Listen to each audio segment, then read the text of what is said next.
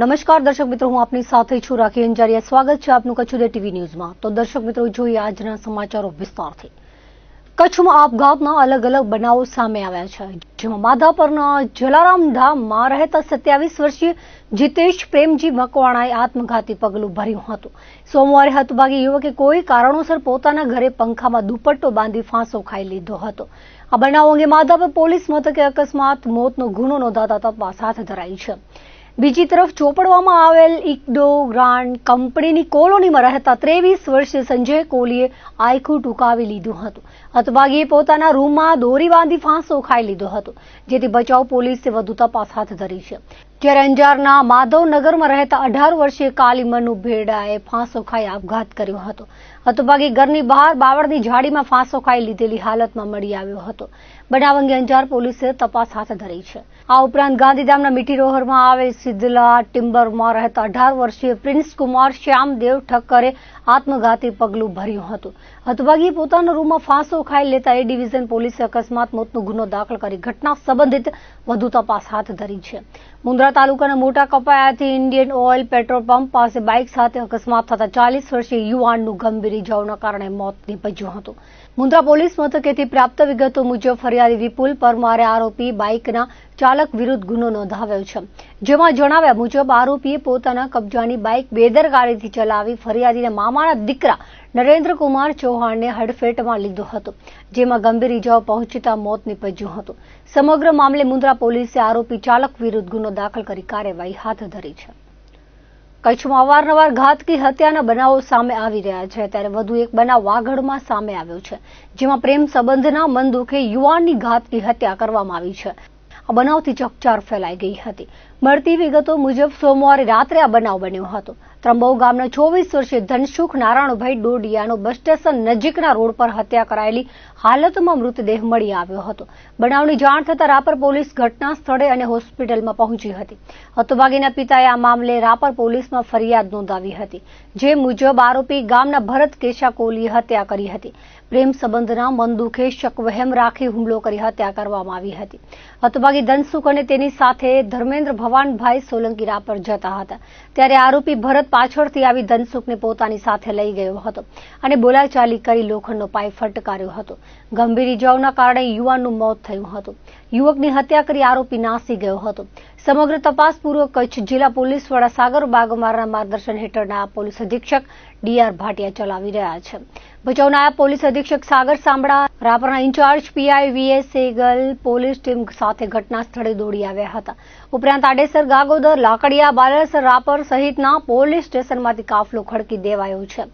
રાપરની હોસ્પિટલમાં એકત્ર પરિવારજનોએ કડક પગલાંની માંગ કરી હતી।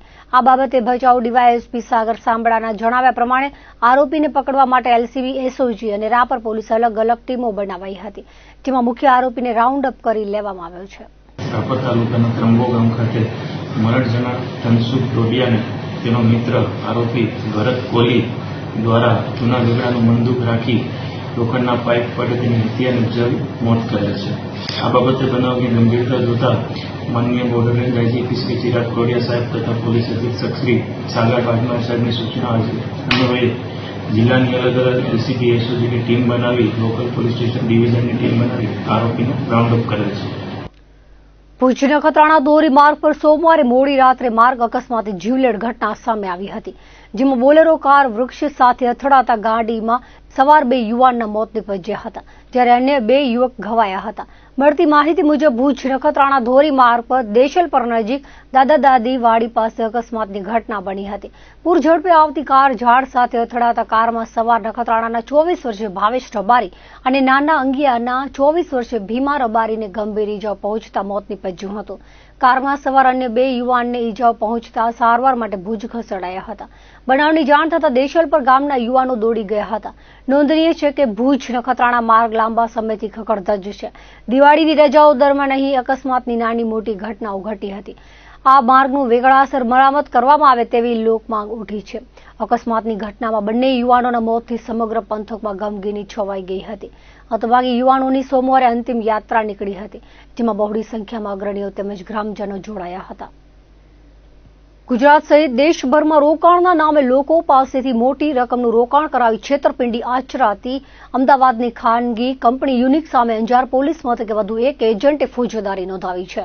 ફિક્સ ડિપોઝિટ ઉપર વધુ વ્યાજ અને વિદેશ યાત્રાની લોભામણી લાલચ આપી 1,53 લાખની ઠગાઈ કરાઈ હતી. અંજારમાં રહેતા અને વીમા એજન્ટ તરીકે કામ કરતા 57 વર્ષીય સંજય રમેશચંદ્ર મડિયારે ફરિયાદ નોંધાવી હતી, જેમાં જણાવ્યા મુજબ વર્ષ 2013માં રાજુભાઈ ઠક્કર અને દિલીપ કોડરાણી તેમને મળવા આવ્યા હતા, જે પૈકી દિલીપભાઈનું વર્ષ 2021માં નિધન થયું છે. તેમણે યુનિક મર્કન્ટાઇલ ઇન્ડિયા લિમિટેડ અને યુનિક સ્વયં multi state multipurpose cooperative society limited, જે મોસ્ટ લીડર કંપની છે, તેના એજન્ટ તરીકે ઓળખ આપી આ બંને કંપનીઓમાં ફિક્સ ડિપોઝિટ ઉપર રોકાણકારોને મહિને 9.75% વ્યાજ મળે છે તેમ કહી જો રોકાણ કરશો અને રોકાણકારોને રોકાણ કરાવશો તો વધુ વ્યાજ મળશે તેવી લાલચ આપી હતી. ઉપરાંત જો અમુક ટકા વધુ રોકાણ કરાવશો તો વિદેશ યાત્રાનો લાભ મળશે તેવી વાતો કરી હતી. ભુજ ખાતે સેમિનારમાં હાજર રહેવા જણાવ્યું હતું. તેઓ સેમિનારમાં ગયા હતા. ત્યાં બંને કંપનીના મેનેજિંગ ડાયરેક્ટર અને ચેરમેન રાજીવ કુમાર કૈલાશ રાય અને રાહુલ રાજકુમાર રાય, ઉત્કર્ષ રાજકુમાર રાય, ઉષા રાજકુમાર રાય તથા બંને કંપનીના જનરલ મેનેજર હસમુખભાઈ ડોડિયાએ સેમિનારમાં લોભામણી વાતો કરી રોકાણ કરવા સમજાવ્યા હતા. તેમના ઉપર વિશ્વાસ રાખી કુલ 86 લોકોએ 1,53,74,410નું રોકાણ કરાવ્યું હતું. આ બંને કંપનીઓ આજ દિવસ સુધી રૂપિયા પરત ન કરી છેતરપિંડી આચરી હતી. અગાઉ ભુજ અને ગાંધીધામમાં કંપનીના જવાબદારો સામે ઠગાઈની ફરિયાદ કરવામાં આવી હતી, જે બાદ હવે અંજારમાં મામલો સામે આવ્યો છે, જે પૈકી એ ડિવિઝન પોલીસે કંપનીના જવાબદારોની ધરપકડ પણ કરી છે. મુન્દ્રાની આરડી સ્કૂલ પાસે શાસ્ત્રી મેદાનની સામે અકસ્માત સર્જાયો હતો, જેમાં બંને પગે અપંગ એવા 60 વર્ષીય વૃદ્ધ દાઉદ અબુબકર જુનેજા જતા હતા, ત્યારે કારે ટક્કર મારતા ગંભીર ઇજાઓથી મોત થયું હતું. બંને પગેથી અપંગ અને અપરિણિત મુન્દ્રાના સુખપ્રવાસમાં રહેતા 60 વર્ષીય દાઉદ જુનેજા તેમના નિત્યક્રમ મુજબ આરડી સ્કૂલના ખૂણા પાસે બેઠા હતા અને બપોરના અરસામાં તેઓ પસાર થઈ રહ્યા હતા, ત્યારે કારના ચાલકે પૂરઝડપે ગાડી ચલાવી તેઓને અડફેટે લીધા હતા, જેથી તેઓને ગંભીર ઇજાઓ પહોંચતા મોત નીપજ્યું હતું. મૃતકના બહેન હલુબાઈ શેખે મુન્દ્રા પોલીસ મથકે કાર ચાલક વિરુદ્ધ ફરિયાદ નોંધાવી હતી, જેથી પોલીસે તપાસ હાથ ધરી છે. ગાંધીધામ તાલુકાના કિડાણામાં આવેલા 100 ચોરસ વિસ્તારમાં ગૌવંશને દોરડાથી બાંધી તેની હત્યા કરાઈ હતી અને ગૌમાંસ કાઢનાર 3 આરોપીઓને બી ડિવિઝન પોલીસે ઝડપી પાડ્યા હતા. પોલીસે વીજ કંપનીને સાથે રાખી આરોપીએ લગાવેલું ગેરકાયદેસર વીજ કનેક્શન કાપી તેણે કરેલી વીજ ચોરી માટે 90,000નો દંડ ફટકાર્યો હતો.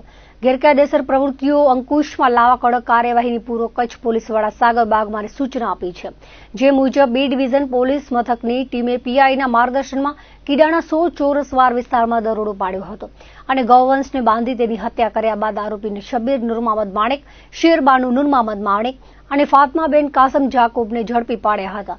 આ આરોપીઓ ગેરકાયદેસર વીજ જોડાણ મેળવી વીજ ચોરી કરતા હોવાનું બહાર આવ્યું હતું, જેથી વીજ કંપનીના અધિકારીઓ અને કર્મચારીઓને સાથે રાખી ગેરકાયદેસર વીજ જોડાણ કાપવામાં આવ્યું હતું.